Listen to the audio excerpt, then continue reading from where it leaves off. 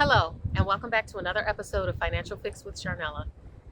I talk a lot about credit card debt, and I have done so a lot this week because credit card debt is so prevalent right now here in America.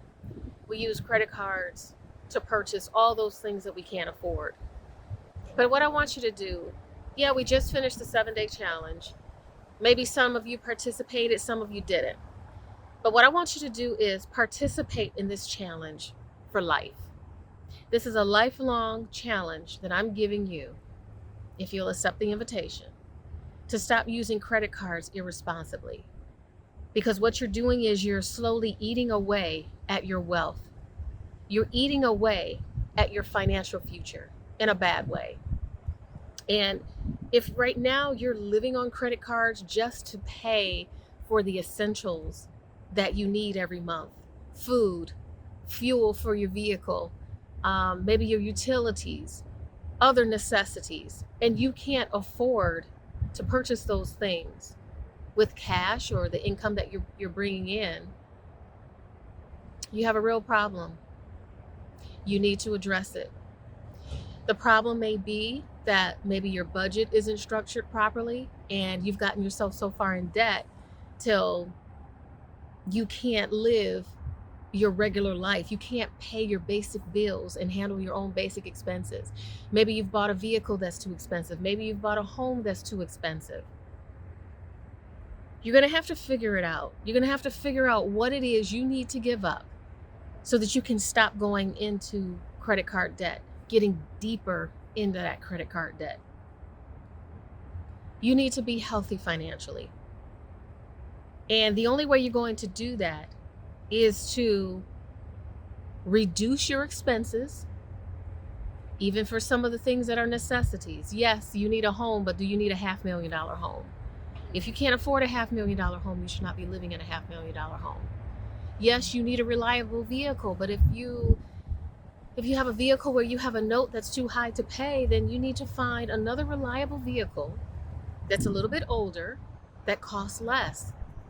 There's ways, there's choices, hard choices that you're going to have to make in order to get yourself in a financial position that is healthy and happy and secure. Sometimes the homeless people that we see on the streets, they're not homeless necessarily because they made all the wrong choices. Yes, some of them may have made all the wrong choices with regards to maybe abusing drugs or refusing to work. But some of them are college educated people. Some situations in life happened that they had no control over, and they just didn't have the right answers. Maybe they didn't employ the right tactics.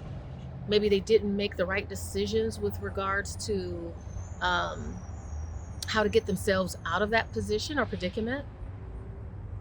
So what I'm saying is you have to anticipate that life is not always going to be as smooth or work as smoothly as they are working right now. Right now, you may be the type of person that, the money is flowing in and you feel like, oh, I don't need to budget. No, you do. When the money is flowing in, I'll give you an example. When the money was flowing in more heavily than they are now, all I did was save. I saved like it was the last opportunity that I would have to save. When life is good, that's when you tighten up and you save for a future investment.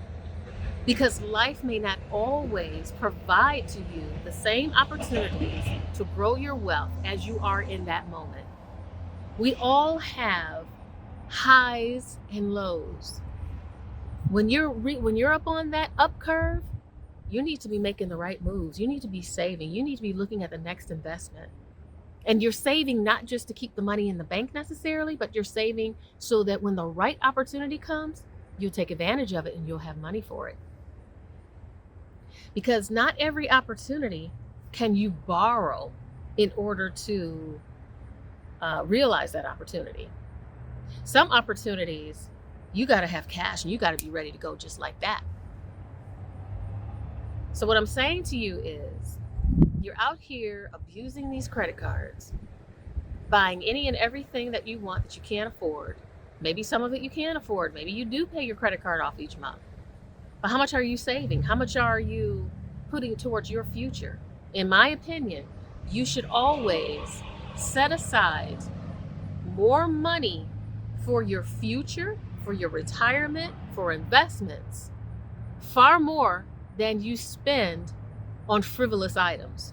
So if you're going to spend $300 a month frivolously, you need to be saving at least $500 or $600 a month after all of your regular expenses are paid.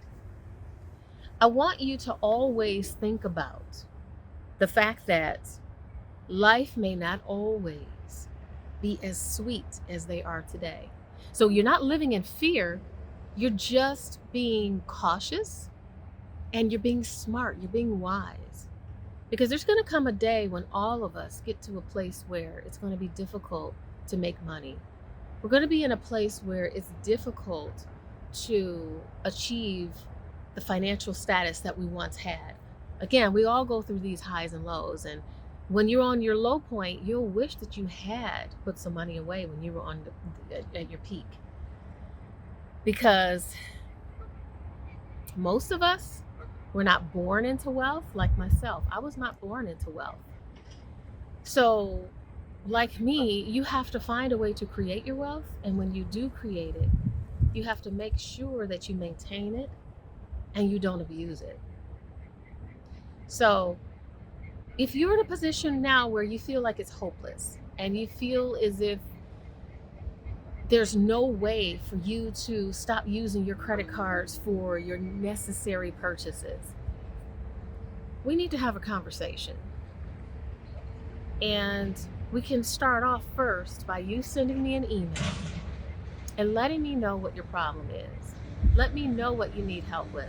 And I'll be the first to tell you, if I don't think I can help you, then I'll tell you that.